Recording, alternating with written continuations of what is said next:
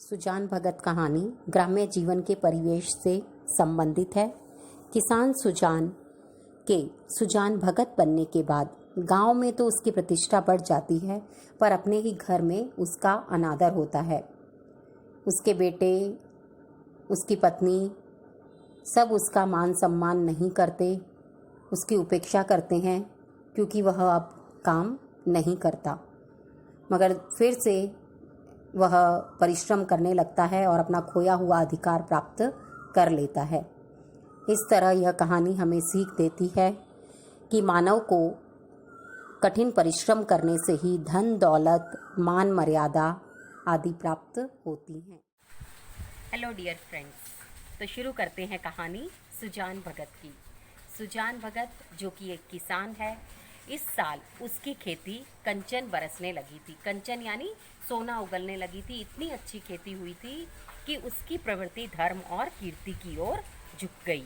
यानी इसमें बताया है कि सीधे साधे किसान के पास जब पैसा आता है तो उनकी प्रवृत्ति धर्म और कीर्ति की ओर झुक जाती है, यानी वे अच्छे काम करने की सोचते हैं।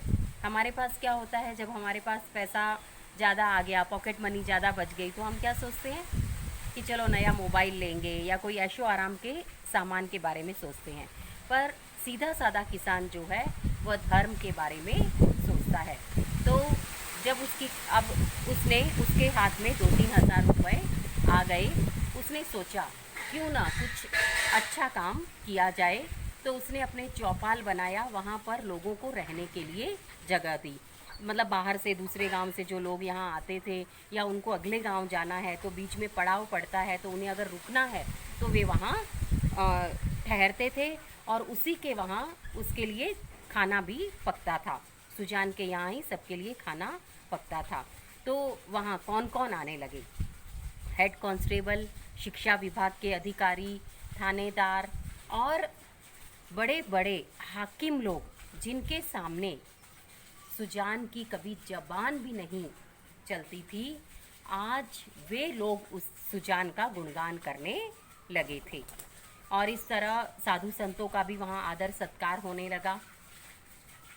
एक साधु ने तो वहाँ इतना अच्छा डॉल देखा कि वहीं पर अपना आसन जमा लिया। तो इस तरह सुजान के घर में सबका आदर सम्मान होने लगा। और गांव में 2-3 कुएं थे, पर कच्चे थे, पानी सबको पर्याप्त नहीं मिलता था। तो सुजान ने गांव में एक पक्का कुआं बनाया।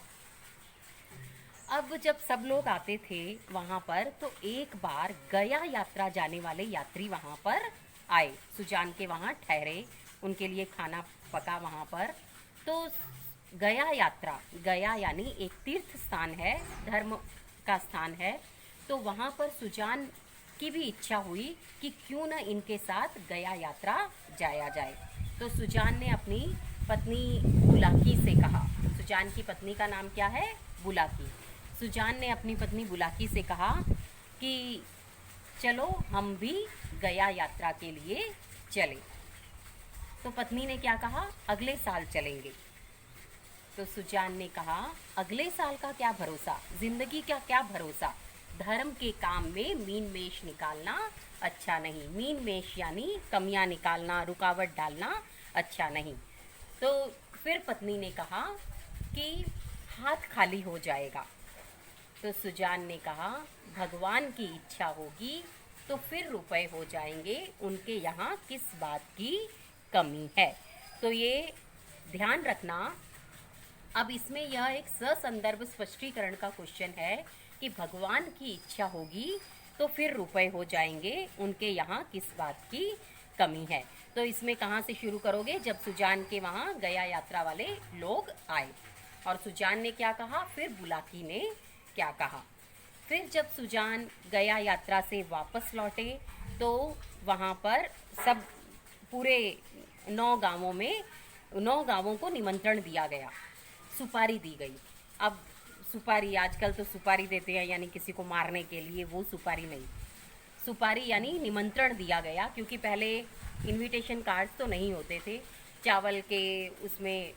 चावल अलग अलग कलर के चावल दिए जाते थे और इस तरह से इनविटेशन दिया जाता था। तो इस तरह उन्होंने सब गांवों में निमंत्रण दिया और सब लोगों का खाना सुजान के गांव में हुआ। इस तरह जब सुजान गया यात्रा से वापस लौटे तो वे गुरु मंत्र लेकर आए थे। उन्होंने अब सोचा था कि अब वह कभी झूठ नहीं बोलेंगे, और जो वो पहले झूठी शहादतें देते थे, यानी झूठी गवाहियाँ, क्योंकि वो गांव के मुखिया थे, किसी के बारे में भी झूठी गवाही देकर पैसे लेते थे, तो वो भी उन्होंने बंद कर दिया। और जो लेन देन करते थे, ब्याज लेते थे लोगों से, वो भी उन्होंने बंद कर दिया। अब बस वो एकदम भगत बन गए। तब से वे किस नाम से जाने लगे? भगत नाम से, यानी सुजान भगत। और उन्होंने अब उनका एक डायलॉग हो गया था कि किसी का रोया दुखी नहीं करना, यानी जिन लोगों से वे मजदूरी करवाते थे तो वे जितना पैसा देते थे उनसे उतनी ही मजदूरी करवाते थे, और वे सोचते थे अगर ज़्यादा काम करवाया तो उसका रोया दुखी होगा। इस तरह से सुजान के जीवन का पूरा काया पलट हो गया, और धीरे धीरे उसके बच्चे भी बड़े होने लगे। उनके 2 बेटे, पहले बड़े बेटे का नाम है भोला और छोटे बेटे का नाम शंकर।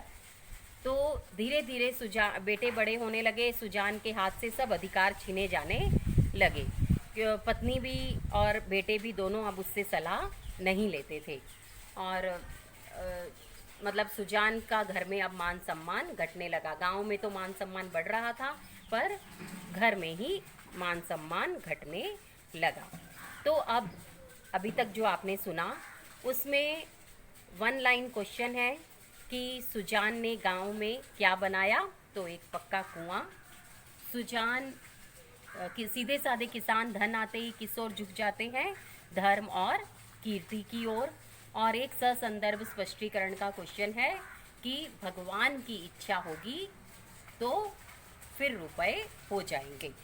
तो अब इसमें ससंदर्भ स्पष्टीकरण तुम्हें पता है कि संदर्भ लिखना है पहले, किसने किससे कहा, कहाँ से लिया गया है और कौन इसके लेखक है।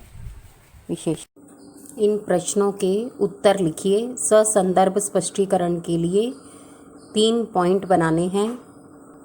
फर्स्ट पॉइंट संदर्भ, सेकंड स्पष्टीकरण और थर्ड विशेषण।